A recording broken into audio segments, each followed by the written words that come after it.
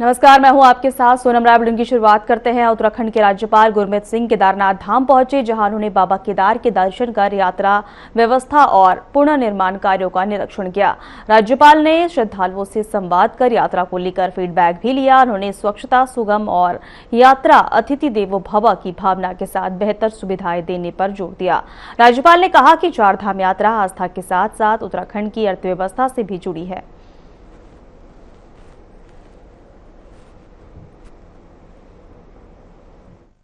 आज अत्यंत सौभाग्य का क्षण है कि बाबा केदार ने ये अवसर दिया है कि यहाँ पर आज के इस अवसर के ऊपर में बाबा केदार के दर्शन करना, उनका आशीर्वाद लेना और यहाँ पर हर एक तीर्थालु के साथ में मिलना, उनकी समस्याओं को, उनके सुझाव को सुनना।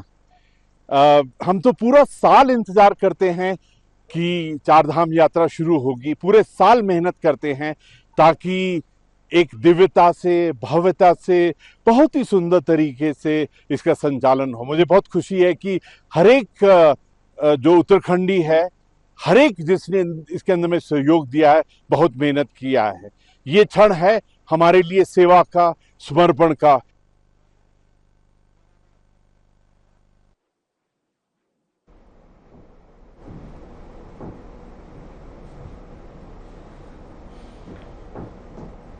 पौड़ी गढ़वाल के लैंसडाउन में आयोजित सैनिक सम्मेलन में उत्तराखंड के राज्यपाल गुरमीत सिंह शामिल हुए।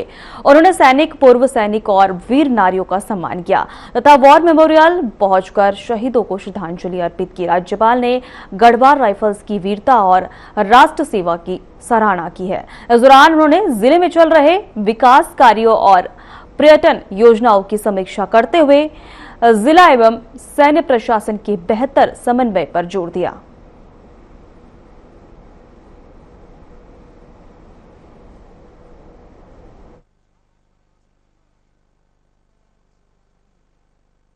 कार्य किया, जो आप कार्य कर रहे हैं सेंटर के अंदर में, वो बहुत ही ऊंचे दर्जे का। ये मेरा सौभाग्य है कि मैं इस क्षण ऐसे पवित्र जगह के ऊपर में बैठा हूं। Imagine 139 year 1887। कल मैं जब शाम को ऑफिसर मेस के अंदर में रेजिमेंट का इतिहास देखा, तब लाइब्रेरी में जो इतिहास अंकित है, डॉक्यूमेंटेड है, पुस्तकों के रूप में उसको देख रहा था।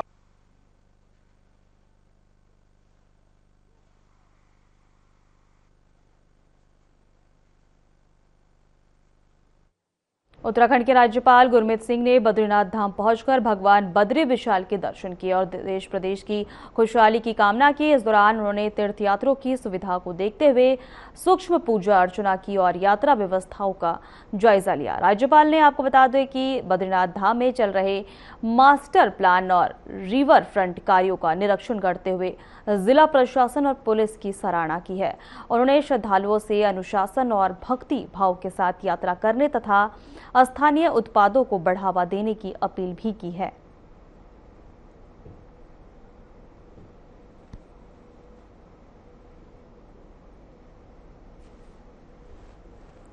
आपने पूछा कैसा अनुभव रहा। सच कहूं तो अत्यंत सौभाग्य है इस क्षण का कि प्रभु ने यहाँ बुलावा दिया है। आज यहाँ आकर बहुत ही अच्छा लग रहा है। सबसे पहले तो मुझे इस बात की खुशी है कि जितने भी हमारे प्रोजेक्ट हैं, बद्री विशाल, इस धाम के जो प्रोजेक्ट्स हैं, बहुत ही सुंदर तरीके से आगे बढ़ रहे हैं, बहुत अच्छा प्रगति कर रहे हैं। और जो बचे हैं उनके ऊपर में मैंने सीडीओ साहब से, डीएम साहब, एसएसपी साहब से बात किया है, पूरा यहाँ पर जो अधिकारीगण है उनसे बात किया है।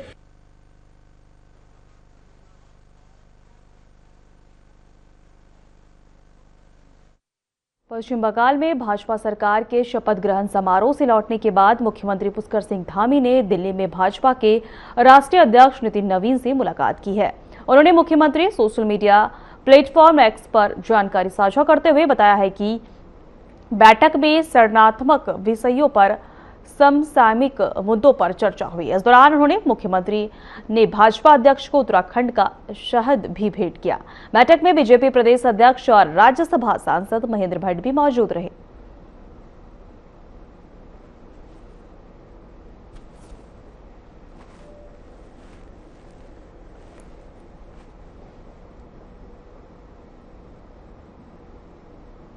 उत्तराखंड सरकार अब पहाड़ों को एडवेंचर टूरिज्म हब के रूप में विकसित करने की तैयारी में जुट गई है। वहीं पर्यटन मंत्री सतपाल महाराज ने कहा है कि स्लीप अंडर द स्टार्स जैसी नई योजनाएं शुरू की जाएगी, जिससे पर्यटकों को नया अनुभव मिलेगा।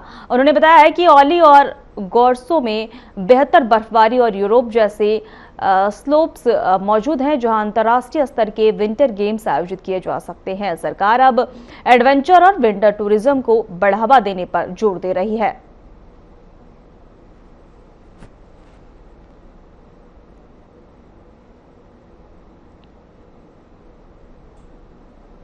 ट्रैकिंग को हम प्रमोट कर रहे हैं। गर्मियों में हम चाहेंगे कि स्लीप अंडर द स्टार्स, आप आसमान को देखें, और यहाँ एक बेड लगा करके हमने कहा है, यूथ को भी कहा है कि अगर गांव में सुरक्षित स्थान पर जहाँ कोई जंगली जानवर नहीं आता है वहाँ पर एक बेड लगा दें तो रात्रि को सो करके आदमी आसमान देख सकते हैं, आसमान के तारे देख सकते हैं, जो आपको शहरों में नहीं दिखाई देगा, वो आप अंदर हमारे पहाड़ों में देख सकते हैं।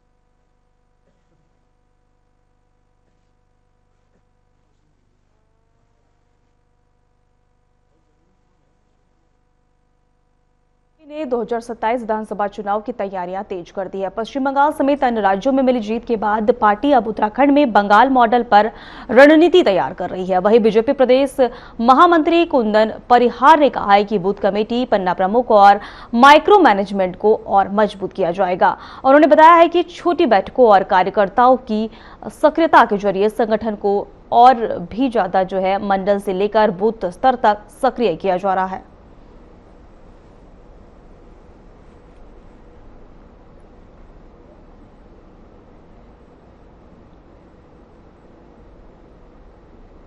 पार्टी को जो प्रचंड विजय प्राप्त हुई है, उस विजय के पीछे ये कारण है कि वहाँ के कार्यकर्ताओं ने वर्षों से एक लंबे परिश्रम की प्रकाष्ठा को करते हुए भारतीय जनता पार्टी को जीत दिलाने का प्रयास किया है। इसके साथ साथ जो माइक्रो मैनेजमेंट वहाँ पर हो सकता है, वहाँ पर छोटी छोटी बैठकें हों, और हमारे जो बूथ की संरचना है, बूथ कमेटी को बनाने से लेकर बूथ कमेटी के सभी हमारे सदस्यों को सक्रिय करने तक, और यहाँ तक कि पन्ना प्रमुख की जो संरचना वहाँ पर उन्होंने लागू किया था, निश्चित रूप से उत्तराखंड में हम पहले से भी इसको करते आ रहे हैं। आज हम पश्चिम बंगाल की जीत से और अधिक प्रभावित होकर के हमारी जो पन्ना प्रमुख की संरचना है, उस संरचना को और अधिक सुदृढ़ करने का देहरादून में भाजपा ने उत्तराखंड कांग्रेस की प्रदेश कार्यकारिणी के गठन में हो रही देरी पर सवाल उठाए हैं। बीजेपी प्रदेश प्रवक्ता मथुरा दत्त जोशी ने कहा कि 2020 के बाद से कांग्रेस अब तक अपनी प्रदेश कार्यकारिणी का गठन नहीं कर पाई है। उन्होंने तंज कसते हुए कहा कि इसे बिरबल की खिचड़ी करार दिया है। जोशी ने कहा कि कई प्रदेश अध्यक्ष बदलने के बावजूद संगठन अधूरा है।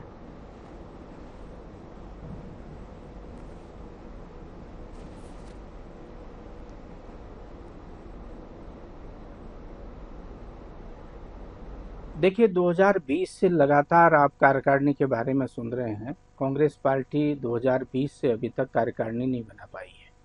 4 अध्यक्ष इनके बदल गए हैं और गोदियाल जी चौथे अध्यक्ष के रूप में काम कर रहे हैं, और अब बार बार कह रहे हैं कि कार्यकारिणी बनाएंगे। आप बनाने कहने से नहीं पड़ेगा, आप बना लीजिए। आप अच्छे कार्यकर्ता लाइए, आप बुरे कार्यकर्ता लाइए, आप या जिस तरह के भी कार्यकर्ता आप लाते हैं, आप कार्यकारिणी बनाइए, आपका अपना काम है। लेकिन कांग्रेस के अंदर इतनी बड़ी सिरपुटबल है, इतना बड़ा अंतर्द्वंद है कि एक छोटी सी कार्यकारिणी तय करने में भी उनको 6 साल लग गए हैं।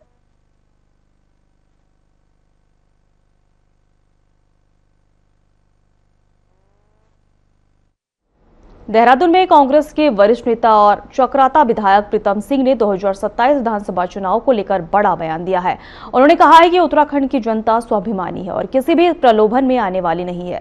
प्रीतम सिंह ने कहा है कि राज्य आंदोलन में महिलाओं की अहम भूमिका रही है, इसीलिए प्रदेश की जनता सम्मान चाहती है, लालच नहीं। उन्होंने चेतावनी दी है कि चुनाव के दौरान मतदाताओं को लुभाने की कोशिश हुई है तो कांग्रेस इसका कड़ा विरोध करेगी।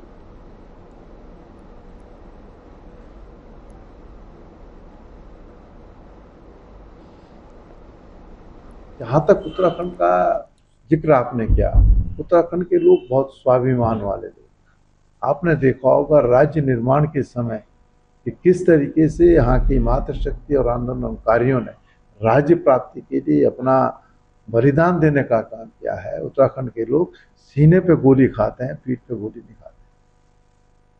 तो हम कहते हैं निश्चित रूप से सरकार करेगी प्रयास, वो कोशिश करेगी कि महिलाओं के खातों में पैसे डाल दे, लेकिन वो ये भूल रहे हैं कि उत्तराखंड की महिलाओं का जो स्वाभिमान है उसको खरीदा नहीं जा सकता है, उससे जो है चुनौती नहीं दी जा सकती। बद्रीनाथ धाम पहुंचे कांग्रेस नेताओं ने आगामी विधानसभा चुनाव को लेकर सक्रियता बढ़ा दी है। कांग्रेस प्रभारी कुमारी शैलजा, प्रदेश अध्यक्ष गणेश गोदियाल और नेता प्रतिपक्ष यशपाल आर्य ने भगवान बद्री विशाल के दर्शन कर चुनावी सफलता का आशीर्वाद लिया। नेताओं ने कहा कि कांग्रेस जनता से जुड़े मुद्दों पर राजनीति करेगी। प्रदेश अध्यक्ष गणेश गोदियाल ने बताया कि जल्द ही गांव-गांव कांग्रेस अभियान शुरू किया जाएगा।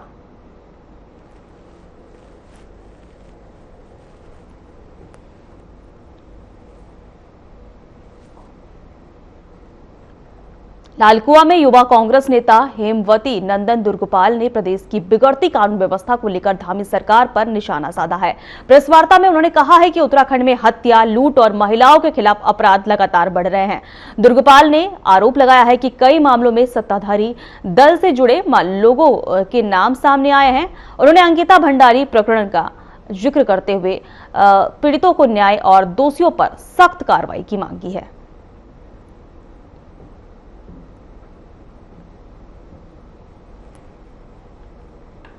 सरकार से उम्मीद करूं मैं कानून व्यवस्था की, एक बात बताइए, नारी बंधन का राग अलापने वाली सरकार, आज मुझे मुख्यमंत्री जी के बयान को देख के बड़ा अपने आप को असहज महसूस कर रहा हूं कि वो कह रहे हैं कि कांग्रेस के लोग क्या नाम कहते हैं, महिलाओं की सहानुभूति बटोरने के लिए पीड़िता के साथ, मतलब हम पीड़िता के साथ खड़े हो रहे हैं तो बेटियों की सहानुभूति बटोरने के लिए खड़े हो रहे हैं। बड़ा दुर्भाग्य है, आज बड़ा असहज महसूस कर रहा हूँ कि मुख्यमंत्री जी के इस बयान को सुन के कि किसी पीड़िता के साथ खड़ा होने का मतलब ये है कि आप उसके साथ सहानुभूति बटोर रहे हो उसकी, कि हम किसी के न्याय के लिए भी अब खड़े ना हो।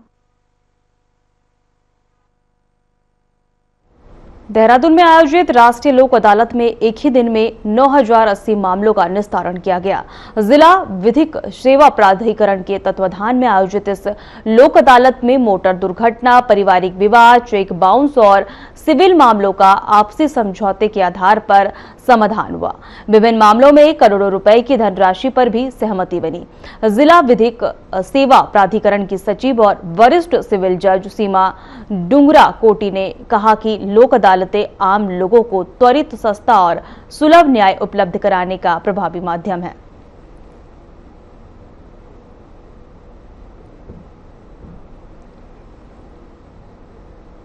देहरादून के रायपुर विधानसभा क्षेत्र के मोहकमपुर फ्लाईओवर के नीचे स्थानीय लोगों ने काम नहीं तो वोट नहीं के नारे लगाकर प्रदर्शन किया है।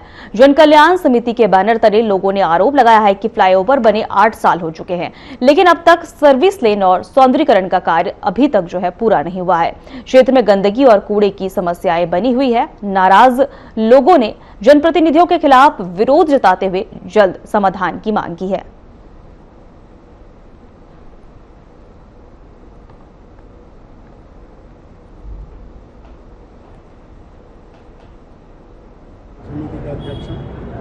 आज आप लोगों ने यहाँ पे प्रदर्शन किया है। यहाँ पे मुख्य है कि हमारे जो प्रतिनिधि हैं, जनप्रतिनिधि, उनको जगाना है। तो बेचारे सोए हैं, इतनी मेहनत हमने उनको प्रतिनिधित्व देने में की और उसके बाद वो सो गए, तो वो जाग जाएं, हमारी क्या पीड़ा है, हमारा क्या कष्ट है, क्या दुख है, उसको समझें, जानें और उसको थोड़ा सुधारने का प्रयास करें। ये हमारी मुख्य बात उनसे है। जैसे सड़क आप देख ही रहे हैं, ये मुख्य सड़क है, कई क्षेत्रों को ये सड़क जोड़ती है, लेकिन ये इतनी अस्त व्यस्त है कि कई कांड यहाँ पे हो भी चुके हैं।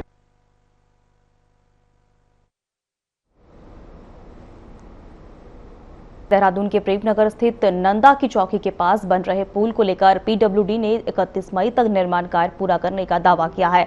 विभाग के अनुसार आपको बता दें 16 करोड़ रुपए की लागत से बन रहा यह पुल हजारों लोगों को राहत देगा। हालांकि निर्माण कार्य की धीमी रफ्तार को देखकर लोगों में संशय बना हुआ है। पिछले मानसून में पुराना पुल बह जाने के बाद फिलहाल अस्थायी पुल से आवाजाही हो रही थी, जो बरसात में जोखिम भरा साबित हो सकता है।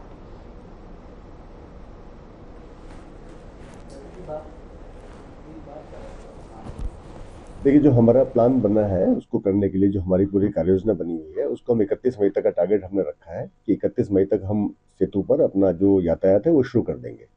ये अभी हमारा प्लान है।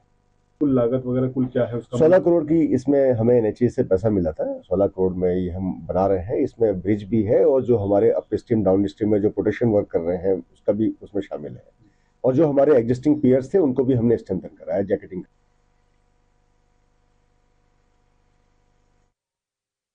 मंगलौर में प्रधानमंत्री आवास योजना की जमीनी हकीकत पर सवाल उठ रहे हैं। एक गरीब मजदूर परिवार आज भी कच्चे मकान में रहने को मजबूर है। परिवार का आरोप है कि कई बार नगरपालिका के चक्कर लगाने के बावजूद उन्हें योजना का लाभ नहीं मिला। बरसात में छत से पानी टपकता है और परिवार कच्चे शौचालय का इस्तेमाल करने की मजबूर है। वहीं स्थानीय लोगों का कहना है कि जरूरतमंदों की बजाय रसखुदारों को योजनाओं का फायदा मिल रहा है।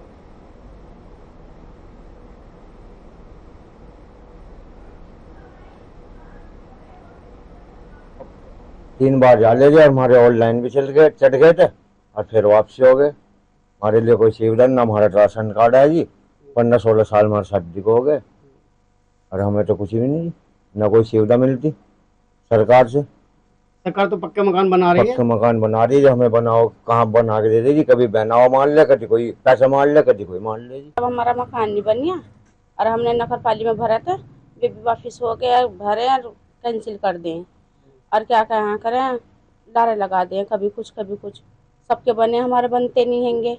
अब बताओ, हम तो भर भर के परेशान हो गए, कागजों में पैसे लगावे, कोई भी नहीं सुनता, ना राशन कार्ड को कोई सुनिया ना कोई कुछ सुने जी। पिछली बार जो तो हॉस्टल की रसीद को था काम, उनका जो आप मकान देखा भी आपने, उनका मकान जो है मैं पिछली बार भी ऑनलाइन करा दिया था। वो पिछली बार किसी को कारण उन्होंने रिजेक्ट कर दिया। अब की बार समस्या क्या है, बैन होगी। हमने भी बोर्ड हुआ था, हमने बोर्ड में भी मुद्दा उठाया, सर यहाँ जो गरीब आदमी उन्हें तो लाभ मिल नहीं रहा, जिनके पास प्लॉट भी रखे उन्हें लाभ मिल रहा। जो गरीब आदमी हमें चाह रहे कि उसमें बैनर में हटा के रसीद से किया जाए, जो गरीब आदमी वो भी इसका लाभ ले चुके।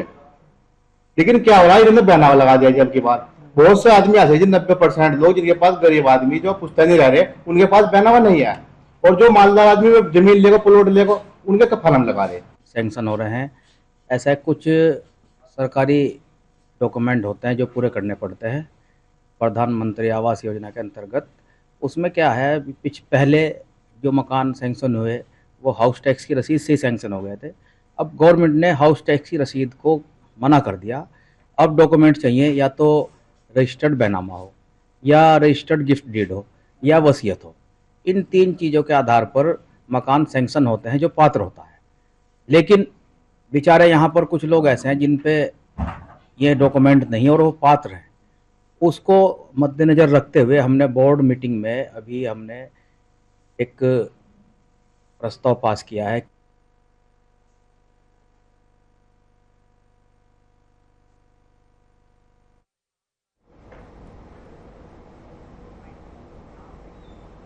फिलहाल हमारे खास बुलेटिन में इतना ही। नमस्कार।